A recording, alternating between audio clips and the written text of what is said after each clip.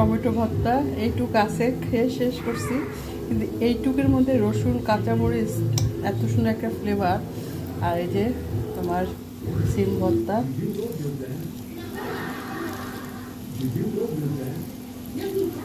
তৃপ্তি সহকারে খাবো একদম।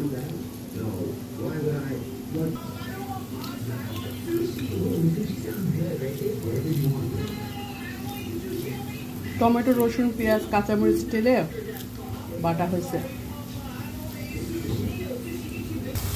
এই রোজার মাসে দেখা যায় ফ্রিজে একটু একটু তরকারি থাকে, তা আমার দেখো কালকের জন্য এই মাছটা ছিল।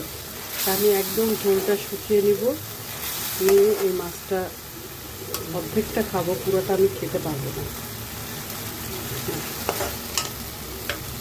অল্প একটু নিলাম আমি।